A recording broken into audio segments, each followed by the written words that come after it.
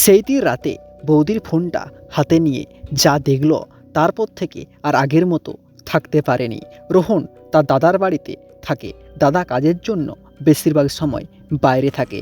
বৌদি মিতা সারাদিন একাই থাকে। শুরুতে রোহন শুধু বৌদিকে সাহায্য করত, কিন্তু ধীরে ধীরে দুজনের মধ্যে একটা অদ্ভুত সম্পর্ক তৈরি হতে লাগলো। রাতে ছাদে দুজনে গল্প করত, হাসি মজা, তারপর ধীরে ধীরে নীরবতা। একদিন মিতা বলল, তুই থাকলে আমার একা লাগে না। সেই রাতেই প্রথমবার রোহন বুঝল এই সম্পর্কটা শুধু সাধারণ নয়। একদিন মিতা বাথরুমে চলে গিয়েছিল, ফোনটা খাটে রেখে রোহনের চোখে পড়ে একটা হোয়াটসঅ্যাপের মেসেজ।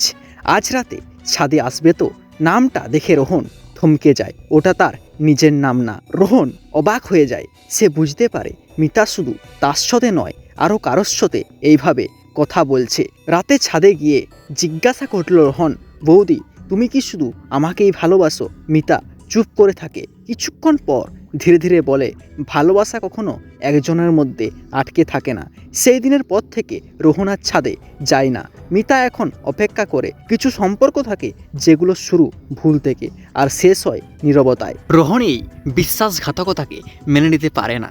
তার সাথে ভালোবাসে, আবার অন্য কারোর সাথে কথা বলে। এটা মেনে নিতে রোহন হয়তো পারেনি। আসলে সম্পর্কগুলো এরকম হয়। তার কারণ বিয়ের পরে কোনোদিন প্রেম হতে পারে না। হয়তো সে তোমাকে শরীরের আশা মেটাবার জন্যে ভালোবাসে, নয়তো সে কোনো চাহিদা পূরণ করার জন্য ভালোবাসে। এখানে ভালোবাসা হতে পারে না। এটা একটা নিষিদ্ধ সম্পর্ক। তাই সকলকে বলবো, এরকম পরকীয়ার সম্পর্ক থেকে দূরে থাকুন, নিজের জীবনকে সুরক্ষিত রাখুন।